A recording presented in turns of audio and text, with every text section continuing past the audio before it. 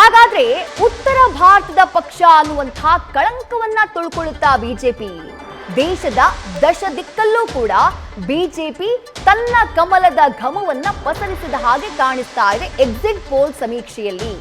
ದಕ್ಷಿಣ ಭಾರತದಲ್ಲಿ ಬೃಹತ್ ಅಡಿಪಾಯವನ್ನ ಹಾಕೊಂಡ ಹಾಗೆ ಕಾಣಿಸ್ತಾ ಇದೆ.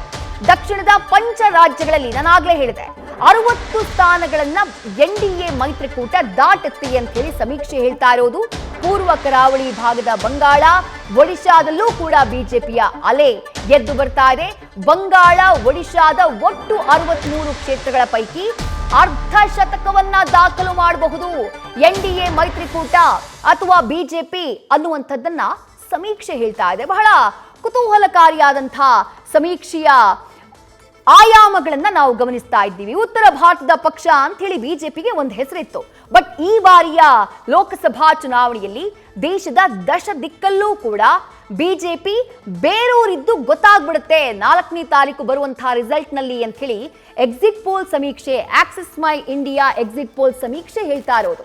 ದಕ್ಷಿಣದಲ್ಲಿ ಬೃಹತ್ ಅಡಿಪಾಯವನ್ನ ಹಾಕೊಂಡ ಹಾಗೆ ಕಾಣಿಸ್ತಾ ಇದೆ. ದಕ್ಷಿಣದ ಪಂಚ ರಾಜ್ಯಗಳಲ್ಲಿ ಒಟ್ಟು 60 ಸ್ಥಾನ ಕರ್ನಾಟಕ, ಆಂಧ್ರ ಪ್ರದೇಶ, ತೆಲಂಗಾಣ, ಕೇರಳ ಹಾಗೆ ತಮಿಳುನಾಡು 60 ಸೀಟ್ಗಳನ್ನ ಗೆಲ್ಲಬಹುದು ಬಿಜೆಪಿ ಎನ್ಡಿಎ ಮೈತ್ರಿಕೂಟ. ಪೂರ್ವ ಕರಾವಳಿ ಭಾಗದ ಪಶ್ಚಿಮ ಬಂಗಾಳ ಹಾಗೆ ಒಡಿಶಾದಲ್ಲೂ ಕೂಡ ಕಮಾಲ್ ಮಾಡುತ್ತೆ ಈ ಬಾರಿ ಬಿಜೆಪಿ. ಎಷ್ಟು? ಒಟ್ಟಾರೆಯಾಗಿ 2 ರಾಜ್ಯಗಳಲ್ಲಿ 63 ಲೋಕಸಭಾ ಕ್ಷೇತ್ರಗಳಿದ್ದಾವೆ.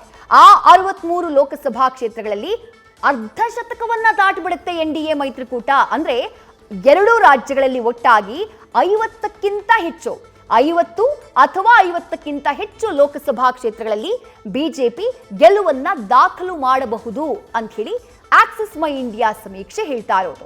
ಅಲ್ಲಿಗೆ ಬಿಜೆಪಿಯ ಆಗ್ಲೇ ಓವರ್ ಆಲ್ ಸಮೀಕ್ಷೆಯನ್ನ ನಾವು ನೋಡಿದ್ವಿ. ಆಕ್ಸಿಸ್ ಮೈ ಇಂಡಿಯಾದು 361ರಿಂದ 401 ಸೀಟ್ಗಳಲ್ಲಿ ಗೆಲ್ಲಬಹುದು ಅಂತ ಹೇಳಿ. ಆ ಗೇನ್ ಎಲ್ಲಿಂದ ಅಂತ ಬೇಕಲ್ಲ. ಈಗ ಇರುವಂತಹ ಬಿಜೆಪಿಯ ಎನ್ಡಿಎ ಮೈತ್ರಿಕೂಟದ ಸೀಟ್ 353. ಹಾಗಾದ್ರೆ ಎಕ್ಸ್ಟ್ರಾ ಸೀಟ್ಸ್ ಎಲ್ಲಿಂದ ಬರುತ್ತೆ? ಉತ್ತರ ಭಾರತದ ಹಲವು ರಾಜ್ಯಗಳಲ್ಲಿ ಆ ಸ್ಯಾಚುರೇಷನ್ ಲೆವೆಲ್ ಅನ್ನುವಂಥದ್ದನ್ನ ರೀಚ್ ಆಗ್ಬಿಟ್ಟಿದೆ ಬಿಜೆಪಿ. ಈ ಬಾರಿ ಗೇನ್ ಆಗ್ತಾ ಇರುವುದು ದಕ್ಷಿಣ ಭಾರತದ ರಾಜ್ಯಗಳಲ್ಲಿ ಅಂತ ಹೇಳಿ ಆಕ್ಸಿಸ್ ಮೈ ಇಂಡಿಯಾ ಸಮೀಕ್ಷೆ ಹೇಳ್ತಾ ಇದೆ. ನ್ಯೂಸ್ ಫಸ್ಟ್ ನಿರ್ಭೀತಿಯಿಂದ ನಿಮ್ಮ ಪರವಾಗಿ.